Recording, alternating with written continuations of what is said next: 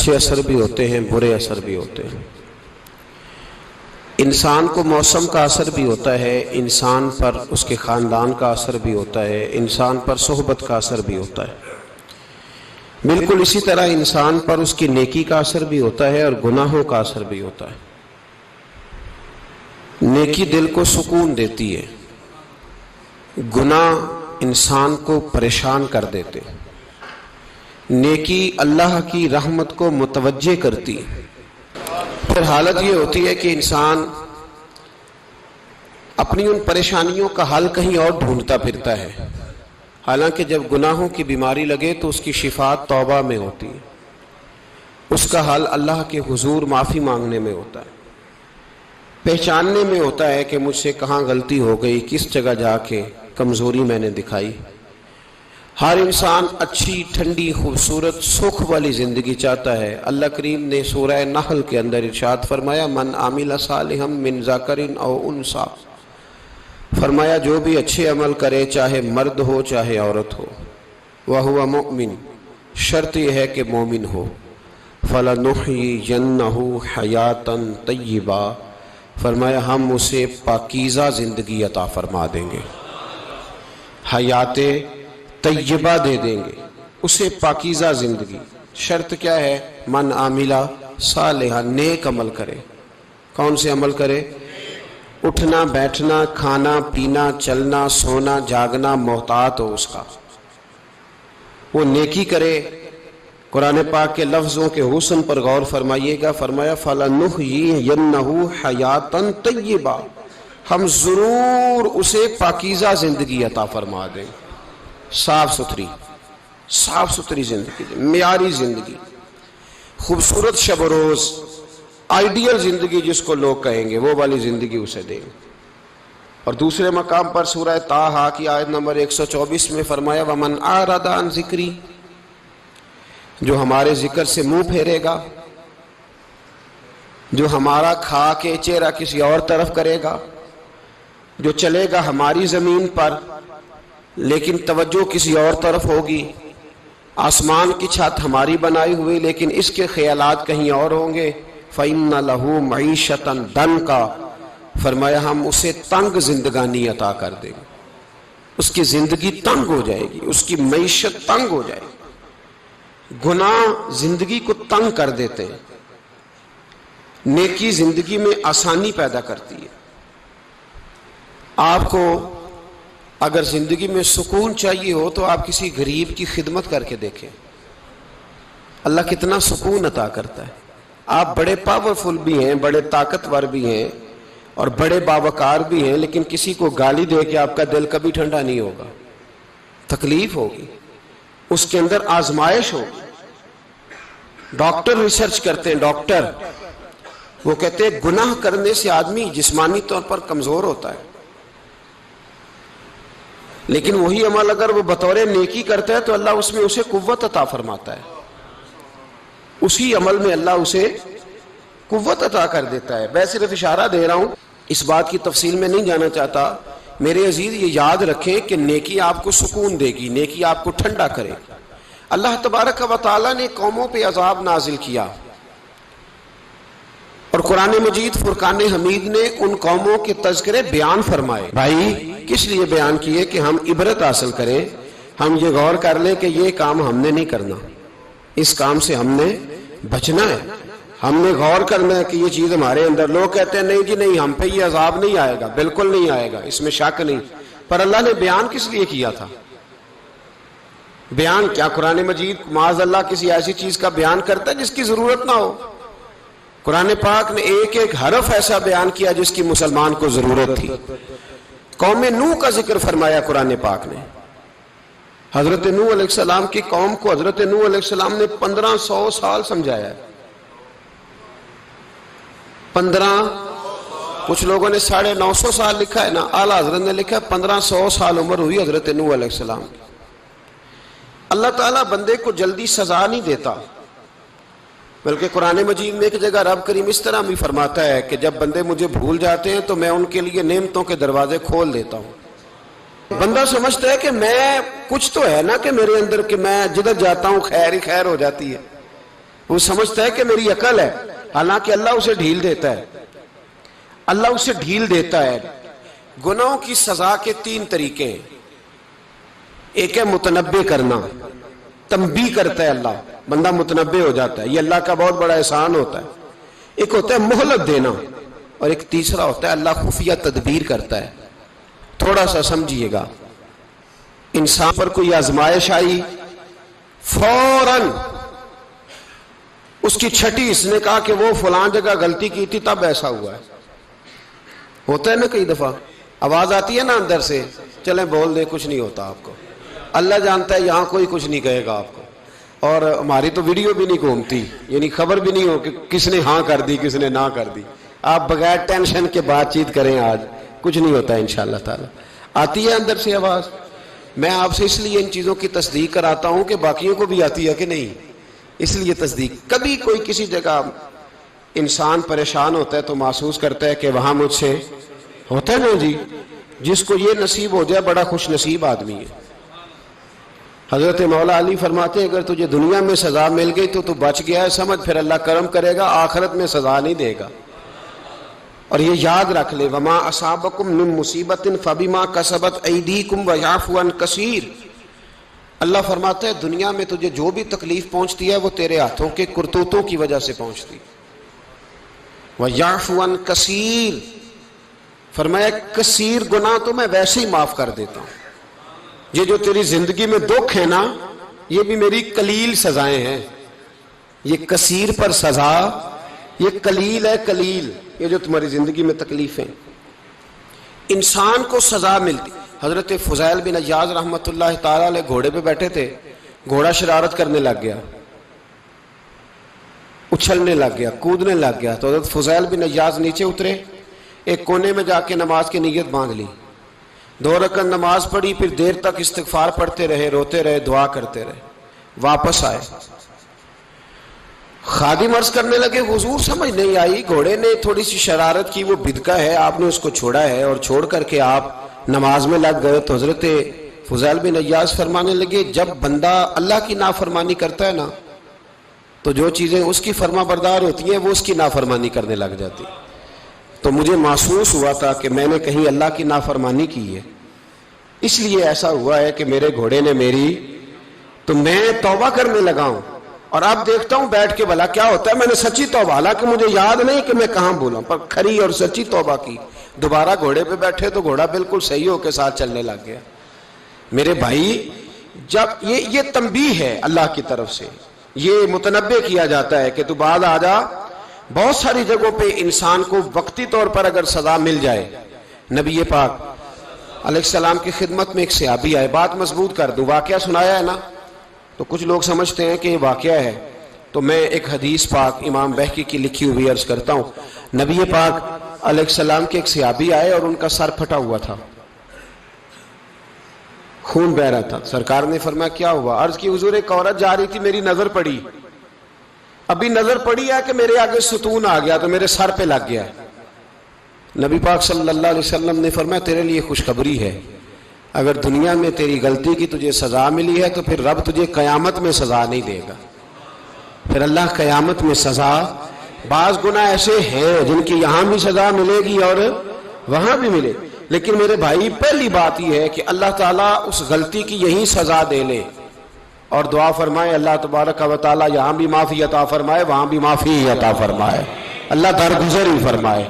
لیکن میرے بھائی ایک تو یہ سزا، ایک سزا یہ ہوتی ہے کہ انسان جب گناہ کرنے لگتا ہے تو اللہ نعمتوں کے دروازے کھولتا ہے، مہلت دیتا ہے۔ 500 سال تک فرعون کو مہلت دی۔ کتنے؟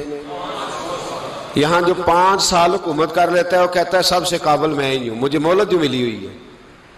500 سال مہلت دی اللہ تعالیٰ نے، اور فرعون کی قوم پر پتہ عذاب کس طرح کیا ہے؟ ٹڈیاں مسلط کر دی اللہ نے۔ یہ گھومتی نہیں چھوٹی سی، ہم اپنی زبان میں اس کو کچھ لوگ مختلف ناموں سے یاد کرتے ہیں، کوئی مکڑی کہتا ہے، کوئی کچھ کہتا ہے، مسلط کر دی، جاتی نہیں۔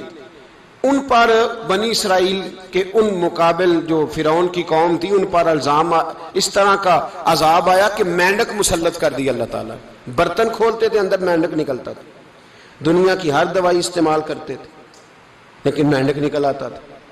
تھوڑا سا سمجھا کریں چیزوں کو، ہمارے رنگ نہیں زیادہ گورے کہ ہم پر عذاب نہیں آتا، کوئی بہت زیادہ اللہ تعالیٰ معاف فرمائے دولت نہیں جمع کرا بیٹھے شاہی خزانے میں کہ ہم سے پوچھا نہیں جائے گا۔ یہ مہلت ہے، مہلت کو مہلت سمجھو، پھر جب پکڑ آتی ہے نا اللہ کریم کی، میں نے دیکھا ہے کروڑوں روپیہ، 6 اولادیں،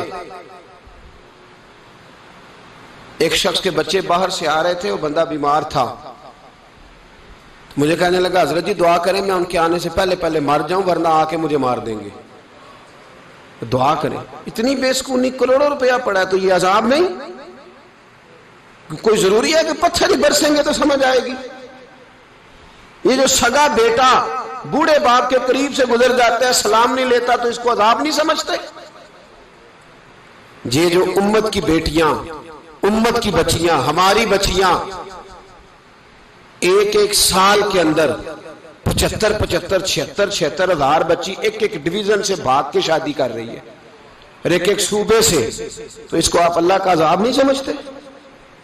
یہ معمولی بات ہے؟ نہیں ہمارے رنگ ہو رہے ہیں، ہم بڑے سمارٹ ہیں۔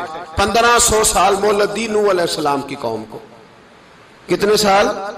بول کے بتائیے، بول کے دوبارہ بولیے۔ 1500 سال۔ کوئی آدمی اپنی سمارٹنس پہ خوش نہ ہو جائے کہ 20 سال ہو گئے میں تو نافرمانی بھی کر رہا ہوں، روٹی بھی پک رہی ہے، میں تو حرام بھی کھا رہا ہوں پھر بھی سب ٹھیک ہے۔ 1500 سال مہلت دی، پھر حضرت نوح کہنے لگے اللہ میں نے تو بڑا سمجھایا نہیں باز آتے، تو رب کریم نے فرمایا کشتی بناؤ۔ اللہ کے پیغمبر کشتی بنانے لگے تو قوم مذاق اڑانے لگ گئی۔ اب کیا کرنے لگے ہو؟ اب کشتی بنانے لگے ہو، خیر تو ہے، قوم مذاق اڑا رہی ہے۔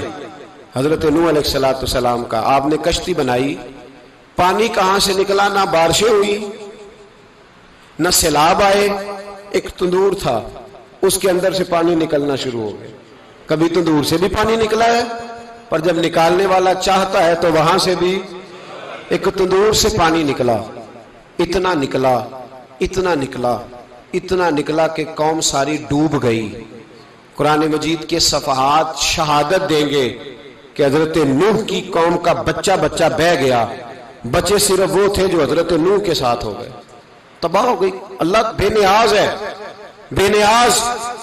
1500 سال مہلت ملے اور تو پھر بھی کہے رب بڑا کریم ہے معاف کر دے گا۔ 1500 سال تجھے گنجائش دے اور تو کہے کوئی نہیں، بات معافی ملنی چاہیے ابھی بھی۔ میرے بھائی، حضرت صالح علیہ السلام کی قوم، حضرت صالح نے تبلیغ شروع کی تو کہنے لگے پہلے معجزہ دکھاؤ۔ جی آج تو نہیں لوگ معجزے مانگتے، آج بھی لوگ کرامتے اور معجزے، اللہ معاف کرے، جو چیزیں معجزہ تو ہو نہیں نہ سکتا، لیکن آج بھی لوگ، آپ یقین کریں، کہتے ہیں یہ بڑی نمازیں پڑھتا ہے تو پھر بخشا کیوں نہیں گیا، پھر کیوں نہیں منو سلوا کیوں نہیں اترا اس پر، پھر میں بھی اسی طرح ہی ہوں، کیا اس کے اندر خوبی آ گئی؟ مولوی بھی ویسے ہی ہے، صوفی بھی ویسے ہی ہے، لوگ مانگ نہیں رہے، لوگ دلیلیں مانگ نہیں رہے، ابھی بھی لوگ بحث نہیں کرتے، کیا فرق آ گیا جی؟ ویسے ہی ہیں سارے۔ اللہ تعالیٰ سے ڈرنا چاہیے، ہمیں سامنے والے کی طرف دیکھ کر صحیح ہونے کا حکم نہیں ہے، ہمیں اپنی اصلاح کا حکم ہے، اپنی طرف دیکھ کے اپنے آپ کو ٹھیک کرنے کا۔ الزام لگا کے گزر جانا اس کا کوئی مطلب، سنو اور یاد رکھو۔ حضرت صالح علیہ السلام سے کہنے لگے پہلے معجزہ دکھائیں، تو حضرت صالح علیہ السلام نے فرمایا اونٹ کہاں سے پیدا ہوتے ہیں؟ کہا اونٹنی کے بطن سے۔ فرمایا آؤ میں تمہیں پہاڑ کے اندر سے اونٹنی پیدا کر کے دکھاتا ہوں۔ کہاں سے؟ پہاڑ کے اندر سے۔ حضرت نوح ساتھ لے کے گئے تو پہاڑ کے اندر سے اونٹنی نکلی، اور اونٹنی بھی گابن تھی، اس کے پیٹ میں بچہ، اور اونٹنی اتنا دودھ دیتی تھی کہ ساری بستی دودھ پی جاتی تھی، پھر بھی دودھ بچ جایا کرتا تھا۔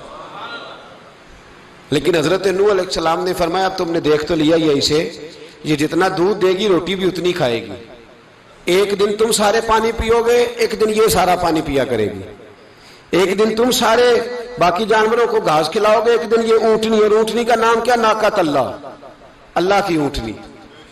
کس کی اونٹنی؟ نام کیا ہے؟ اللہ کی، یہ اللہ کی اونٹنی ہے۔ تو حضرت نوح علیہ السلام کی اونٹنی فرمایا اس کی بے ادبی نہ کرنا.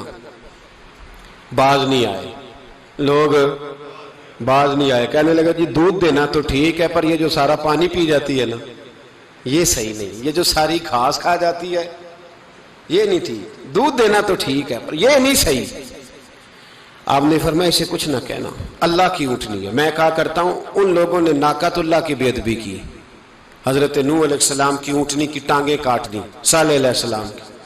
اور دیکھو اللہ بڑا بے نیاز ہے، اگر پیدا کرنا جانتا ہے تو حفاظت کرنی نہیں جانتا. لیکن رب کریم نے فرمایا نہ کرنا. انہوں نے ان کے پیر کاٹ دیے، کانوں پہ چھریاں لگائیں. اونٹنی جب مر گئی، اونٹنی اللہ تبارک و تعالیٰ کی وہ اونٹنی جب مر گئی تو حضرت صالح علیہ السلام کی قوم پر رب کریم نے زلزلہ بھیجا. اذا زلزلت الارض زلزالہا، جب زلزلے آئیں گے اور جب ان کا زلزلہ آنا زلزلہ آتا ہے نا، کیا کرتی ہے قوم؟ لا الہ الا اللہ، لا الہ الا اللہ، کلمے جاری ہو جاتے. بلکہ ایک دفعہ ایسا بھی ہوا کہ مسجدوں میں اعلان ہونے لگے زلزلہ آ رہا ہے. جو فجر کے لیے نہیں اٹھے زلزلے کے لیے وہ بھی اٹھ گئے. جن کا دعویٰ ہے نا میری سویرے آنکھ نہیں کھلتی، ان کی لگی نہیں کتنے گھنٹے، بعد میں بھی نہیں لگی. ٹی وی پہ اعلان ہوتے رہے کوئی نہیں آ رہا، سو جاؤ چپ کر کے. لیکن آنکھ لگی. موت سے تو ڈرتا ہے، اللہ سے ڈرتا ہی نہیں. موت کا خوف ہے، رب کا نہیں. زلزلہ آیا، ساری قوم تباہ ہو گئی. بتاؤ اگر ناقت اللہ کی گستاخی ہو تو اللہ ناراض ہو جاتا ہے، اور اگر اولیاء اللہ کی ہو،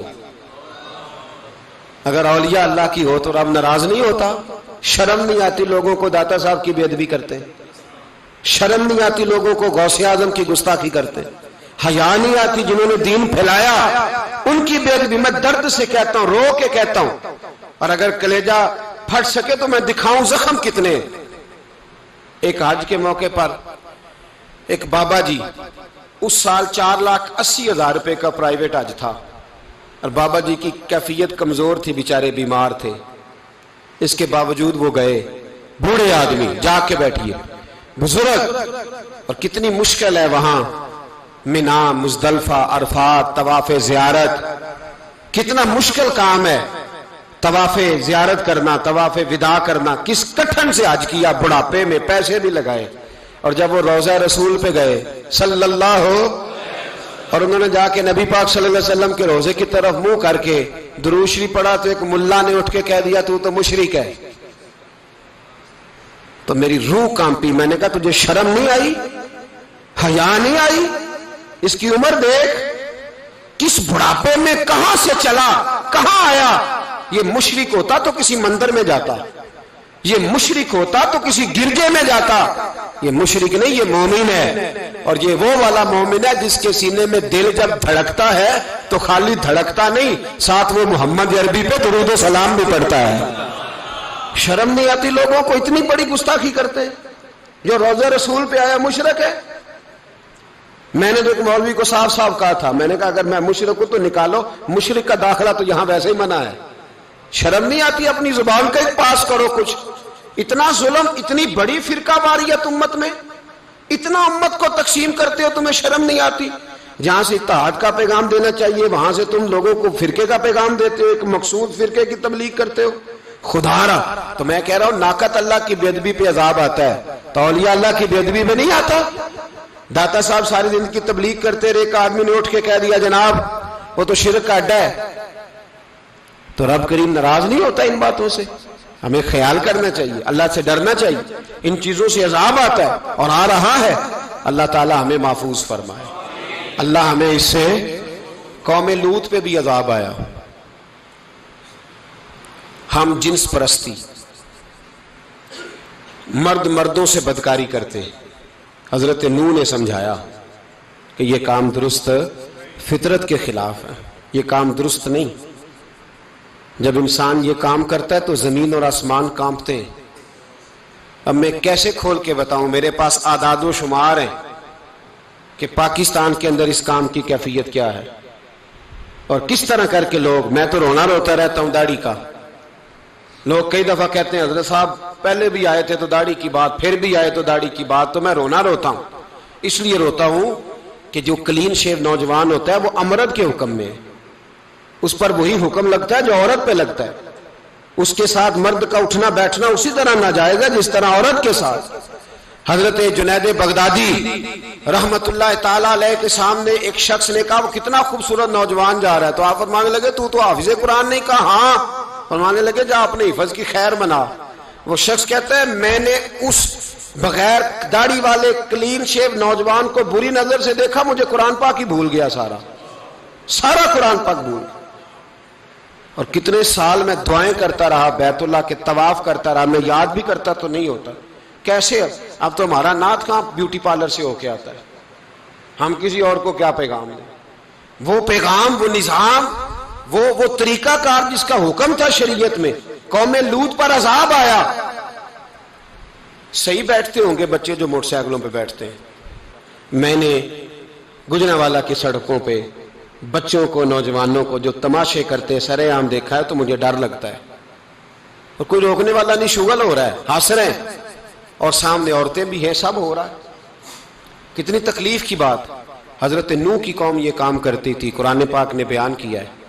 حضرت نوح نے سمجھایا, فرمایا رب کریم نے تمہیں اپنی خواہش پوری کرنے کے لیے جائز طریقہ عطا فرمایا, عورتوں سے نکاح کرو, اور اس نکاح کی برکت سے جو اللہ تمہیں اولاد دے گا اس کو اللہ تبارک و تعالیٰ تمہارے لیے باعث بخشش بھی فرمائے گا. لیکن جب قوم نہ مانی تو جو قوم میں لوط کا عمل کرے اس کا علاج قرآن نے بیان فرمایا کہ آسمان سے پتھر برسیں گے. پھر پتھر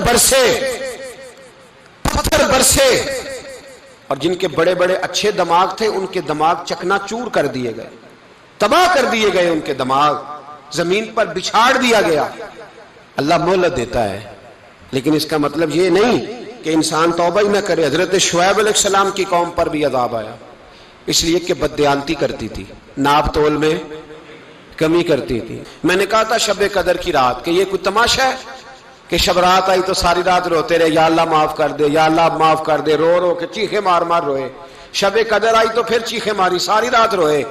تو جس بندے کا پروگرام ہی نہیں سویرے بدلنے کا, دکان پہ بیٹھ کے پھر وہی ناپ تول میں کمی, پھر وہ اللہ تعالیٰ معاف کرے. میں ایک مضمون پڑھ رہا تھا تو وہ فوڈ کے اسپیشل لوگ تمہیں لکھا تھا مہربانی کرو ملاوٹ ہی اچھی چیز کی کر لو, مرچ میں کیری تو نہ ملاؤ اینٹوں کی, وہ تو بیمار کرتی ہے, وہ تو خون کی آنتوں کو روک دیتی ہے. وہ کہنے لگا, اور وہ کہتا ہے میں تمہیں بتاتا ہوں کون کون سی چیز ملائی جا سکتی ہے, وہ ملا لو. خدا را اس قوم پہ رحم کرو, مہربانی. ایک دوست ہے ہمارے, میں وزیر آباد میں ان کے گھر بیٹھا تھا تو ایک میڈیکل, میرا کسی شخص پہ اعتراض کرنے کا میں مجموعی بات کرتا ہوں. میں ایسے ڈاکٹروں کو جانتا ہوں جو اللہ تعالیٰ فضل کرے سچ مچ کے نیک ہیں, اچھے لوگ. تو بچے کا میڈیکل سٹور ہے, تو والد بیمار ہو گیا, تو کہتا ہے ابا جی ڈاکٹر صاحب نے کہا آپ کو ڈرپ لگنی ہے. تو سگے باپ کو ڈرپ لگانے لگا, تو باپ کیا کہتا ہے پتر تیری مہربانی مینو کوئی اصلی لائی, وہ نہ لائیں جڑی لوکاں نو لانا ہے. اب وہ پیار سے سنا رہا ہے بات. میں نے اسے کہا کہ یہ تو ڈوب مرنے کا مقام ہے نا, ڈوب مرنے کا مقام, کہ جس ملک کے اندر دوائی بھی صحیح نہ بکے, اصلی نہ ملے دوائی بھی, اور پھر وہ قوم کہے کہ ہم نے تو پورے روزے رکھے, ہم نے تو بڑا صدقہ اور خیرات کیا, دوائی بھی اصل نہ ملے. جناب شعیب علیہ السلام کی قوم ناپ تول میں کمی کرتی تھی, تو اللہ تبارک و تعالیٰ نے ان پر بتا عذاب کس طرح کا بھیجا. شدید گرمی ہوئی, اللہ ہمیں محفوظ فرمائے. سارے آمین کہہ دیا. دیکھیں کتنا اچھا موسم کر دیا رب کریم, اللہ ہمیں محفوظ فرمائے, اللہ رحمت فرمائے. شدید گرمی کی لہر آئی, باہر اتنی گرمی ہوئی کہ لوگ اپنے گھروں میں گھس گئے. جس طرح سورج کی شعائیں گھروں کے اندر داخل ہو جاتی, اس طرح گرمی کی لہر اندر داخل ہوئی. اور جس طرح کسی کو آگ لگ جائے تو وہ آدمی اچھلتا کودتا ہے نا, اس طرح یہ لوگ اچھلنے لگے اور اچھل کود کے مر گئے. جرم کیا تھا؟ ناپ تول میں کمی کرتے. حضرت داؤد کی قوم بھی تباہ ہوئی. جرم کیا تھا؟ ہفتے والے دن مچھلیاں نہیں پکڑنی تو یہ پکڑتے تھے. حکم ہے نا مسلمان کو نماز کے ٹائم کوئی اور کام نہیں کرنا, نماز پڑھنی ہے. تو میرا خیال ہے مسلمان تو فٹافٹ آ جاتے ہیں, سارے ہی پہنچ جاتے ہیں نا مسجدوں میں. ہلکا ہلکا بول رہے ہیں آپ, کیوں نہیں پہنچتے؟ اگر حضرت سیدنا, اور پتہ انہیں سزا کیا ملی؟ اللہ نے فرمایا اس ٹائم عبادت کرنی ہے, کام نہیں کرنا, وقت نہیں ہے کام کا. انہوں نے مچھلیاں پکڑی، 12,000 لوگ تھے، پتہ ہے مالک نے سزا کیا دی؟ بندر بنا دیا اللہ کریم نے۔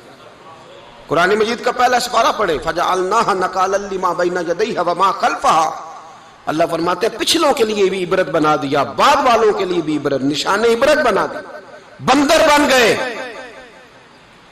اور جو ان کے دوست جو بچ گئے تھے ان کے پیر چومتے تھے، روتے تھے۔ 3 دن بندر بن کے زندہ رہے، پھر اللہ نے سب کو اجتماعی موت دے دی۔ اگر مسلمان سے اللہ کہے کہ نماز کے ٹائم کاروبار نہیں، جمعے کے ٹائم کاروبار، تو مسلمان کہتا ہے نہیں مجھے مہلت ملی ہوئی ہے۔ یہ تو اس وقت پتہ چلتا ہے نا جب بچے ڈیوٹی لگاتے، ہاں ہاں ہاں عذاب آتا ہے، اس وقت پتہ چلتا ہے۔ میں نے دیکھا یہ منظر، اس وقت پتہ چلتا ہے جب بچے کسی ملازم 6,000 کی ڈیوٹی لگاتے، کہتے ہیں ابے کا دھیان رکھنا، ہم دکان پہ بیٹھنے لگے۔ پھر اسے سمجھ آتی ہے اگر میں نماز کے ٹائم مسجد میں ہوتا تو آج میری اولاد میری خدمت پہ ہوتی۔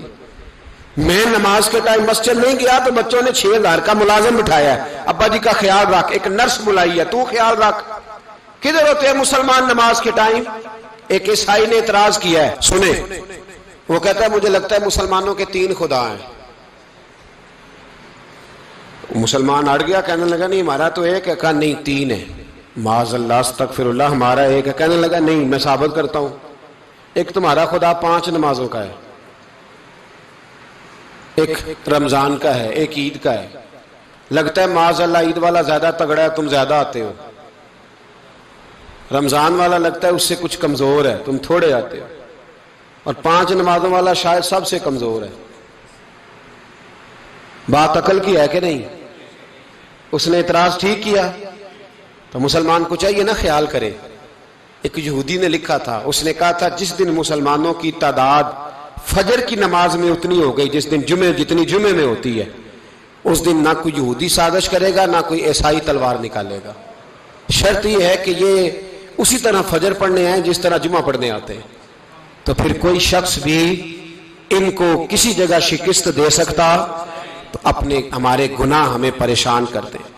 یہ جتنی آزمائشیں ہیں ان کے پس منظر میں گناہ ہیں۔ ہماری زندگی کے اندر جتنی تکلیفیں، ہماری پریشانیوں کا سبب ہم خود ہیں۔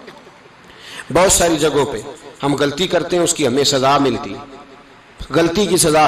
ایک نوجوان نے مجھے بڑی گہری بات سنائی، میرا قریبی تعلق تھا، کہنے لگا گھر میں بڑا مسئلہ ہے، بڑی پریشانی ہے، ماں اور بیوی کا ماحول اتنا سخت ہو گیا ہے کہ نمٹ نہیں سکتا۔ آپ یقین کریں میں نے ڈیٹیل سے ساری چیز کو سٹڈی کیا، میرے پاس اتنا وقت نہیں ہوتا، پھر بھی میں نے اس فیملی کو پورا پڑھا تو غلطی نوجوان کی نکلی۔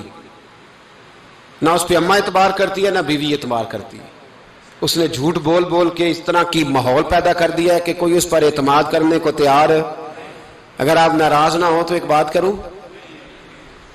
پتہ ہے گھر میں ماحول کب خراب ہوتا ہے؟ باہر والے ہماری تقریر سنتے ہیں، گھر والے ہمارا عمل دیکھتے ہیں۔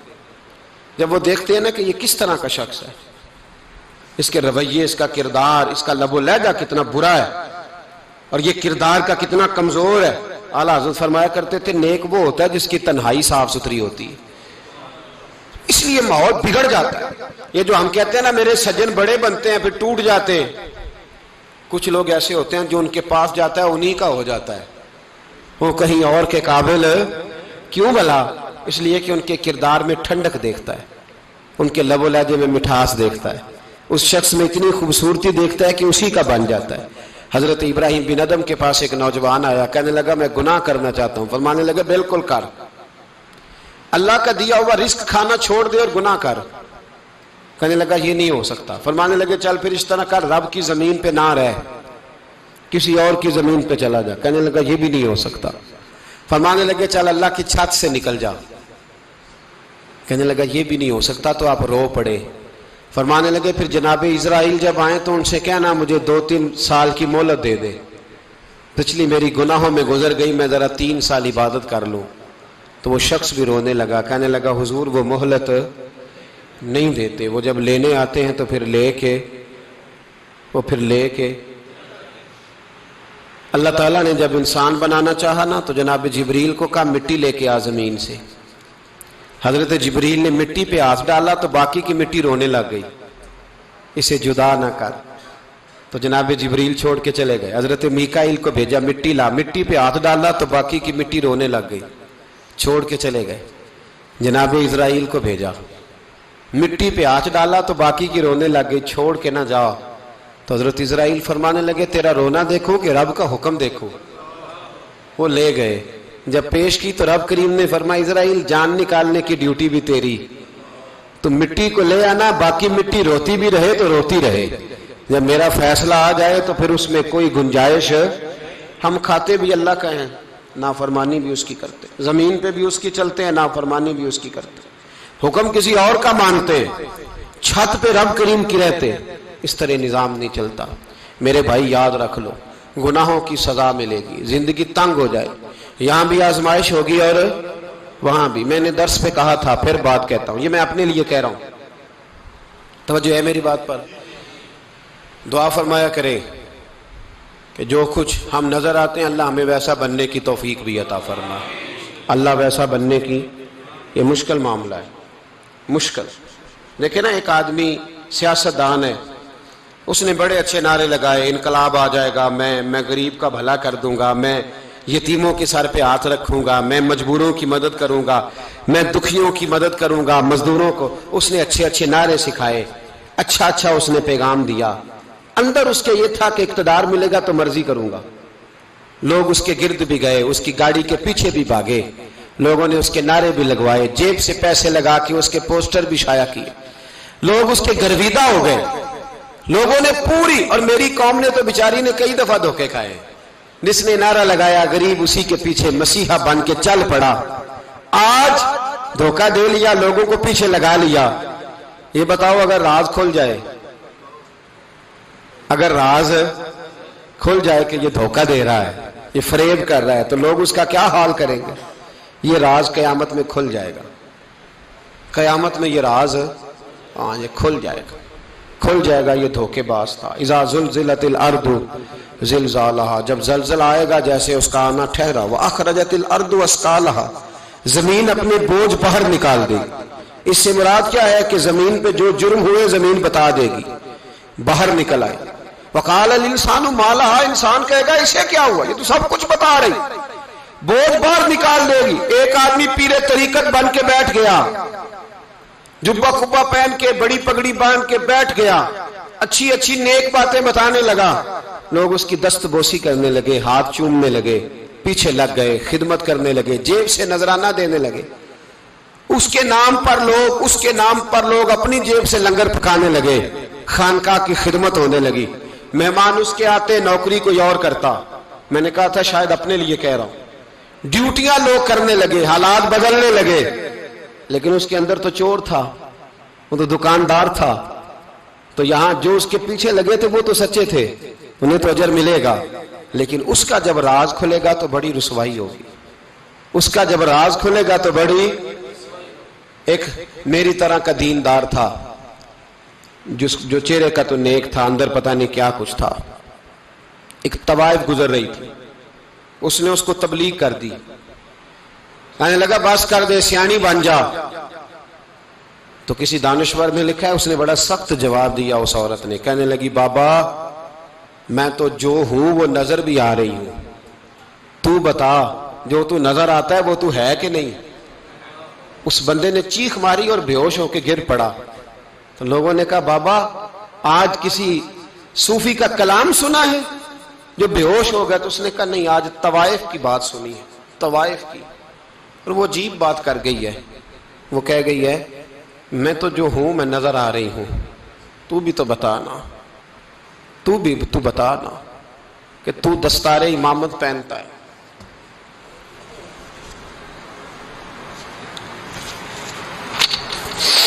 تو بتا, تو جو کہلاتا ہے تو وہ ہے کہ نہیں. یہ وقال الانسان ما لہا, یہ راز قیامت میں کھلے گا. ہم جو کچھ بتا رہے ہیں نا اپنی زبانوں سے, ہمیں اپنے گناہوں کا احساس ہونا چاہیے. ایسا نہ ہو کہ جب سزا ملے تو پھر اس طرح کی ملے کہ دوبارہ کسی کو کوئی منہ دکھانے کے قابل نہ رہے. میرے بھائی یاد رکھیں اور سمجھیں, گناہ انسان کی زندگی کو تنگ کرتے ہیں. میرے نبی پاک علیہ الصلوۃ والسلام نے فرمایا جب تو جھوٹ بولتا ہے تو تیرے فرشتے کرامن کاتبین سائڈ پہ ہو کے کھڑے ہو جاتے ہیں، جب تو زنا کرتا ہے تو تیرے اندر سے ایمان نکل جاتا ہے۔ اور نبی پاک علیہ الصلوۃ والسلام نے فرمایا جب میری قوم میں ناانصافی عام ہو جائے گی تو قتل بھی عام ہو جائے گا۔ اور سن لو لکھ لینا یہ حدیث دل کی تختی پر، نبی پاک علیہ السلام نے فرمایا جب میری قوم میں بے حیائی اور بدکاری عام ہو جائے گی تو 2 سزائیں اللہ دے گا۔ ایک تو جوان موتیں آئیں گی، جوان بچے کچھ بھی نہیں دیکھا چلے گئے، اور دوسری سزا اللہ یہ دے گا کہ ایسی بیماریاں آئیں گی جن کا علاج نہیں ملے گا، ایسے امراض پھوٹ پڑیں گے۔ اگرچہ میں آپ کو ایسی تقریر بھی سنا سکتا تھا جس پہ آپ بہت زیادہ محظوظ ہوتے، پر میں نے اس جمعے میں ایسا موضوع چنا ہے جس کا ہمیں خاص ضرورت ہے۔ بھائی دیکھیں تو صحیح کہیں ایسا تو نہیں کہ ہم ان عیبوں میں مبتلا ہیں۔ میرے نبی کریم علیہ السلام نے فرمایا جب تم نیکی کا حکم دینا اور برائی سے منع کرنا چھوڑ دو گے پھر اللہ تم پر ظالم حکمران مسلط کرے گا۔ اور اگلے لفظ اس سے بھی زیادہ سخت ہیں، محبوب فرمانے لگے پھر تمہاری نیک لوگ دعائیں بھی کریں گے تو اللہ وقتی طور پر ان کی دعاؤں کو بھی قبول نہیں فرمائے گا، اس لیے کہ تم لوگوں نے نیکی کا حکم دینا اور بھلائی سے روکنا چھوڑ دیا۔ عزیزو یاد رکھو جب گناہ عام ہوتے تو پھر حالات بدلتے اور لوگوں کو سزا ملتی ہے ان کے گناہوں کی، بلکہ یہاں تک لکھا ہے کہ نیت خراب ہو تو سزا شروع ہو جاتی۔ کیا خراب ہو؟ بولیے گا۔ نیت بھی خراب ہو تو سزا۔ حضرت رومی کہتے ہیں کہ ایک بادشاہ کو پتہ چل گیا کہ ایک آدمی نے بڑا اچھا باغ لگایا ہے، خوبصورت باغ ہے، مالٹے کا کنوں کا باغ بڑا پیارا۔ بادشاہ نے کہا ذرا جا کے دیکھتا ہوں۔ بادشاہ سلامت باغ دیکھنے آئے تو اب وہ مزدور آدمی تھا، عام آدمی تھا جس نے باغ لگایا، کسان تھا، اس کو کہا کہ چند کنوں توڑ کے لایا تو بڑے پیارے لگے۔ ایک دو اور لایا، کھائے، بڑے میٹھے، بڑے پیارے، بڑے توانا، بڑا مزہ آیا۔ تو بادشاہ کے دل میں خیال آیا کہ اس پہ قبضہ نہ کر لوں باغ پہ۔ ہمارے ہاں نا کرائے پہ دکان دیتا نا مالک، تو جب کسی غریب کی چل جاتی ہے کہتا ہے تو خالی کر، میں نے خود ڈال لی ہے، چل گئی نا اس کی۔ حالانکہ رزق اپنے اپنے نصیب کا ہے، رزق اپنے اپنے نصیب کا ہے، جس کو اللہ تعالیٰ چاہتا ہے عطا کرتا ہے۔ تو اس کو کہا کہ اور توڑ کے لا، اور دل میں خیال ہے کہ یار اتنا اچھا باغ ہے قبضہ کر لیتے ہیں، ہماری حکومتیں قبضہ کر لیتی ہیں کہ جو چیز اچھی لگ جائے۔ اب وہ کسان 2-3 کنوں توڑ کے لایا، اس نے کھائے تو کھٹے نکلے، ترش تھے۔ کہنے لگا تجھے کیا ہو گیا ہے؟ تو بندہ بڑا صاحب دل تھا، کہنے لگا میں تو ٹھیک ہوں، آپ اپنی نیت سے پوچھیں کہیں خراب تو نہیں ہو گئی۔ تو کنوں میں بھی اس کا اثر آ گیا ہے، اپنی نیت، تو نیتیں بگڑ جائیں نا نیتیں۔ اب ایک بات کہنے لگا ہوں، غور سے سننا، جب تک 2 بھائی اکٹھے کاروبار کرتے ہیں نیت ہوتی ہے کہ ہمارا گھر چلے گا، تب تک اللہ برکت دیتا ہے۔ اور جب اپنی اپنی جیبیں سمیٹنے لگ جاتے ہیں نا کہ یہ میرا 5000 ہے آج میں گیا تھا اگرائی کرنے، یہ میرا 10,000 ہے آج میں نے محنت زیادہ کی، جب وہ ٹٹولنے لگتے ہیں پھر اس دکان سے بھی برکت اٹھ جاتی ہے، پھر وہاں سے بھی برکت چلی جاتی ہے۔ فَإِنَّ لَهُ مَعِيشَةً ضَنْكَ، فرمایا جب تو میں منہ پھیر لیتا ہے پھر تیری زندگی اللہ تنگ کر دیتا، پھر وہاں سے بھی برکت، خوبصورتی، اثر اٹھ جاتا ہے۔ ایک سنار نے گلی میں ایک یتیم چھوٹے سے بچے کو گھومتے دیکھا تو سنار بے اولاد تھا، بچے کو اٹھا کے گھر لے آیا، 18 سال اس بچے کی پرورش کی، اس کو پالا پوسا، جوان کیا۔ سنار کے پاس وہ دکان پہ چلا جاتا، وہ کئی دفعہ دکان پہ رہتا، کئی دفعہ گھر میں رہتا۔ ایک دفعہ وہ دکان پہ تھا، بچہ گھر تھا، 18 سال کا جوان، اس کی بیوی اکیلی تھی۔ وہ جس نے ماں بن کے پالا تھا اس نے اسی پہ حملہ کر دیا، اس کا بازو بری نیت سے تھاما، بیوی چیخی۔ تھوڑی دیر گزری تو وہ نوجوان پیروں میں بیٹھ گیا، کہنے لگا اماں پتہ نہیں مجھے کیا ہوا۔ شام کو سنار آیا، بیوی چیخنے لگی، چلانے لگی، کہنے لگی آج عجیب بات ہوئی، جس کو میں نے جگر کا خون دے دے کے پالا اسی نے گندی نظر ڈالی۔ سنار محو حیرت ہے، بیوی کا خیال تھا کہ لاٹھ اٹھائے گا، ڈنڈا اٹھائے گا، نوجوان کو مارے گا، لیکن وہ رونے لگ گیا۔ اس نے کہا آج اس نے میرا بازو تھاما ہے، جانے کیا کیا ہے. پریشان ہونے لگ گیا، سجدے میں گر گیا. کہا تو بتاتا کیوں نہیں؟ تو وہ سنار کہنے لگا اس کی غلطی نہیں. 18 سال کے بعد آج مجھ پر بھی شیطان سوار ہوا تھا. ایک عورت آئی تھی، وہ اپنے بازوؤں میں چوڑیاں پہننا چاہتی تھی، تو میں نے بھی گندی نظر سے ہاتھ ڈالا تھا. رب کریم نے مجھے فوراً اس کی سزا دی. جن کے گھروں میں بیٹیاں ہوتی ہیں ان کی نظریں گندی نہیں ہوتی. جو بیٹیوں کے باپ ہوتے ہیں، جو بہنوں کے بھائی ہوتے ہیں، ان کی نظریں گندی. اور اگر تو ٹیلی فون کرتا ہے، تو کسی عورت کے ساتھ تعلق رکھتا ہے، تو یہ بات لکھ لے. امام فخر الدین رازی 1، علامہ اسماعیل حقی 2، ملا جلال الدین رومی 3، امام خازن 4، امام جلال الدین سیوطی 5 حدیث کے استاد اور محدث لکھتے ہیں کہ اگر تو کسی پر گندی نظر ڈالے گا تو تیرا گھر بچ سکتا، یاد رکھ، نہیں بچے گا. اس لیے کہ تیری نظر کسی کی بیٹی کو بیٹی سمجھ، تاکہ تیری بچی کا پردہ قائم رہے. کسی کی بہن کو، یہ کیا بات ہوئی کہ تو جتنا مرضی گند معاشرے میں پھیلاتا رہے تیرا گھر بچا رہے؟ یہ کیسے ہو سکتا ہے؟ فَإِنَّ لَهُ مَعِيشَةً ضَنْكَ. اللہ فرماتے ہیں زندگی تنگ ہو جائے گی تیرے لیے مشکل. تو ڈھونڈتا پھرے گا کہ میں مرنے کو جگہ تلاش کروں. سچی توبہ کرے، کھری توبہ کرے. یہ گناہ انسان کو مجبور کر دیتے ہیں. حضرت عبداللہ بن مبارک رحمت اللہ تعالی علیہ، ان کے سینکڑوں شاگرد تھے. ایک شاگرد کے انتقال کا وقت آیا تو گھر گئے ملنے. آپ کہتے ہیں میں نے زور لگا لیا پر اس کی زبان پر کلمہ جاری نہیں ہوا. میں اسے کہتا کلمہ پڑھ پر اس کی زبان پر جاری. اللہ اکبر، بہت بڑی نعمت ہے. دعا فرمائیں اللہ ایمان کی موت عطا فرمائے، ایمان کی موت دے اللہ کریم، ایمان کی موت دے. ایسے بھی لوگ دیکھے ہیں، مسجد نبوی ہے، رسول اللہ کا شہر ہے، سر سجدے میں ہے، روح پرواز کر گئی.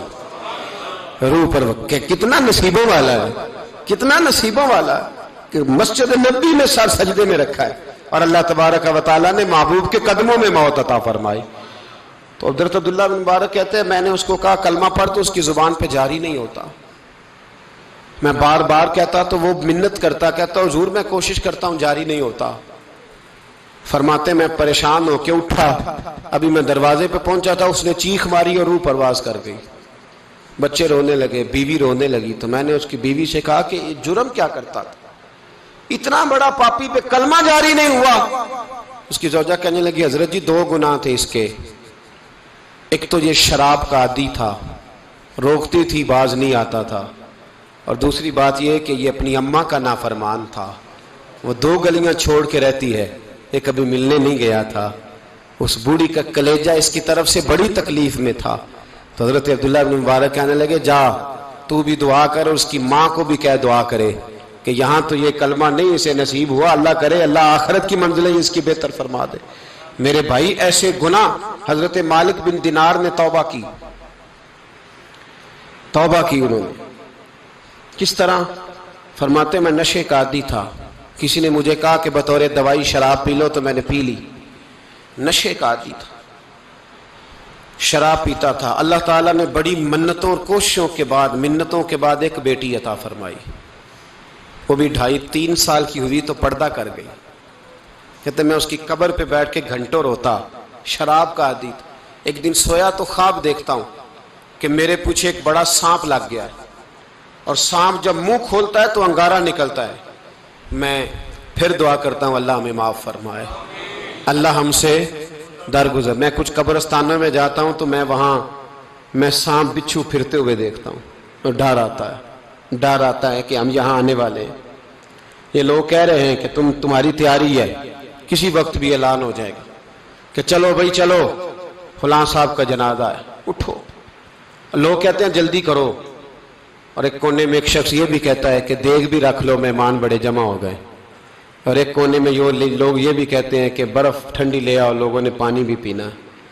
پہلے اعلان ہوتا ہے کہ فلاں فوت ہو گیا، پھر اعلان ہوتا ہے جنازے کا ٹائم ہو گیا، پھر اعلان ہوتا ہے جنازہ اٹھایا جائے گا، اور پھر بات ختم ہو جاتی ہے. پھر کل من علیہ فان، پھر کوئی نہیں پوچھنے آتا. ختم ہو گئے، قصہ ہی ختم ہو گیا. ان لوگوں کی کہانی مٹ گئی، ختم ہو گئے. بڑے بڑے کج کلا، کوئی پوچھنے والا نہیں. موت کا راج ہے موت کا راج. موت راج کرتی ہے بس، اور کسی کا راج نہیں. وہ راج کرتی ہے، جدھر جاتی ہے اسی کا راج ہے، راج کر رہی ہے. تو حضرت مالک بن دینار کہتے ہیں قبرستان میں نے دیکھا، میں خواب دیکھتا ہوں، بڑا اژدہا، اس کے منہ کے اندر آگ میرا پیچھا کر رہا ہے. کہتے میں خواب دیکھ رہا ہوں. میں دوڑا، لیکن وہ اژدہا جب میں دوڑا تو میرے آگے آ کے کھڑا ہو گیا.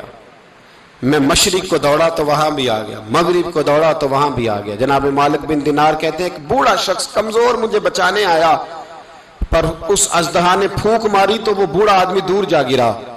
کہتے میں چیختا تھا، چلاتا تھا. ایک پہاڑی پہ میں بھاگا گیا تو وہاں مجھے میری بیٹی ملی، مجھے فوت ہو گئی. وہ اس اژدہے کے آگے اس نے یوں ہاتھ کیا تو اژدہا پیچھے بھاگ گیا. میں نے بیٹی کو گود میں اٹھایا، میں نے کہا بیٹی یہ کون تھا؟ کہنے لگی ابا یہ تیرا برا عمل تھا، یہ تیرا برا عمل تھا، یہ تجھے کھا جاتا اگر میں نہ ہوتی. تو کہا یہ بوڑھا جو مجھے بچانے آیا یہ کون تھا؟ کہا یہ تیرا اچھا عمل تھا، پر کمزور بڑا تھا، تھوڑا تھا، یہ تیرے برے عمل کا مقابلہ کرنے کی ہمت نہیں رکھتا تھا. حضرت مالک بن دینار کہتے ہیں میری بیٹی نے خواب میں میری داڑھی پکڑ لی اور کہنے لگی ابا میں چاہتی ہوں تو صحیح ہو جا، ایسا نہ ہو کہ پھر تیرے پیچھے یہ اژدہا لگ جائے. حضرت مالک بن دینار کہتے ہیں جب میں سو کے اٹھا تو میری داڑھی آنسوؤں سے بھری ہوئی تھی. پھر اس کے بعد میں نے توبہ کی، اس طرح کی توبہ کی کہ پھر میں نے کوشش کی کہ دوبارہ میں اپنے رب کی نافرمانی نہ کروں. حضرت عبداللہ ابن عباس فرماتے تھے جو دنیا میں ہنس ہنس کے گناہ کرتے ہیں نا، ہنس ہنس کے جھوٹ ہنس ہنس کے بولتے ہیں، ہنس ہنس کے لوگوں کی غیبت کرتے ہیں، فرمایا یہ جو تمہیں ہنس ہنس کے گناہ کرتے نظر آتے ہیں ان کا رونا قیامت میں دیکھا نہیں جائے گا، ان کے آنسو قیامت میں دیکھے نہیں جائے. جو ہنس ہنس کے گناہ کرتے یہ روئیں گے. فَلْيَضْحَكُوا قَلِيلًا وَلْيَبْكُوا كَثِيرًا. رب فرماتا ہے زیادہ رویا کرو، کم ہنسا کرو. نبی پاک علیہ السلام روتے تو صحابہ کہتے حضور آپ اتنا کیوں روتے ہیں؟ تو محبوب فرماتے جو میں جانتا ہوں وہ تم نہیں جانتے. بھائیو قبروں میں اکیلے جانا ہے، کبھی غور کرنا، اکیلے کوئی بندہ ساتھ حساب دینے نہیں جائے گا. اماں بڑا پیار کرتی ہے لیکن قبر میں کبھی کوئی ماں بھی ساتھ دفن نہیں ہوتی. اپنا اپنا حساب دینا، مشکل وقت ہے، حساب کر لینا چاہیے، تیاری کر کے رکھنی چاہیے. گناہ اگر یہاں ہماری زندگی کو تنگ کریں گے تو وہاں بھی ہمارے لیے مشکلات پیدا کریں. نبی کریم علیہ السلام نے فرمایا ہے کہ اللہ بڑا مہربان ہے، اللہ بڑا کریم ہے، اللہ بڑا ستار ہے. اور یاد رکھو جب کوئی اس کی ریٹ کو چیلنج کرے، جب کوئی اس کے قانون کو توڑے، جب کوئی اللہ کی اعلانیہ نافرمانی کرے، پھر رب کریم کی غیرت کو، اس کے عدل کو جوش آتا ہے. توبہ کرے سچی، مسجد کی حاضری دیں پابندی کے ساتھ. میری آپ سے ہمیشہ یہ گزارش رہتی ہے کہ مسجد کی حاضری پابندی سے دیں. میں اپیل کرتا ہوں داڑھی رکھ لیں، یہ میرے نبی کا طریقہ ہے صلی اللہ تعالی علیہ. واپس آ جائیں. ہماری بقا نہ ہمارے دین میں ہے. کوئی نہیں ہمیں رکھے گا، کوئی نہیں رکھے گا، کوئی نہیں. میرا ایک دوست رات بتا رہا تھا کہ سعودی عرب میں ایک شخص نے 30 سال محنت کی، تو جب وہ مرا ہے وہیں اس کے گھر میں فون کیا تو اس کے گھر والوں نے کہا جناب آپ کو مشکل ہوگی ڈیڈ باڈی بھیجنے میں، وہیں دفن کر دیں. ہاں اگر اس کا کوئی پیسہ ہے تو وہ ذرا اکاؤنٹ میں بھیج دیں، بچیوں کو ضرورت ہے. او بھائی تو اکیلا جائے گا، تیرے لیے مشکل ہو جائے. اپنے بھی ساتھ یقین کریں، بچے دعائیں کرانے آتے ہیں، کہتے ہیں حضرت جی دعا کریں اللہ اماں کی سختی معاف کر دے. اس کا مطلب کیا ہے کہ اماں اب جائے، اب ہمارا نمبر آئے. بچے تو انتظار کر رہے ہیں کہ ابا جائے اور گدی پہ ہمارا نمبر آئے. تیاری ہے، اکیلے جانا ہے، اکیلے سخت سا مرحلہ ہے، اکیلے سارا کچھ فیس کرنا. آج توبہ کریں، وہاں کے کیڑے یہاں رہ کے ماریں، اپنے ساتھ ظلم نہ کریں. ہم اس قابل نہیں کہ وہاں جا کے مقابلہ کر سکیں. بچیں، اپنے آپ کو محفوظ کریں، بچائیں. حساب اپنا اپنا دینا ہے. کسی باپ نے اگر اپنے بچوں کو حرام کھلایا تو بچے تو نہیں کہہ رہے تھے نا کہ حرام لے کے آ، تو باپ نے حساب دینا، والد نے. لہذا مہربانی فرمائیں، اپنے اوپر رحم کھائیں، اپنے آپ کو سنواریں. آج جمعۃ الوداع ہے، توبہ کریں. اللہ کے نیک بندوں کی صحبت میں بیٹھا کریں، اچھی باتیں سنا کریں تاکہ دل نرم رہے، ان جگہوں سے بچیں جو گناہ کی طرف لے کے جاتی۔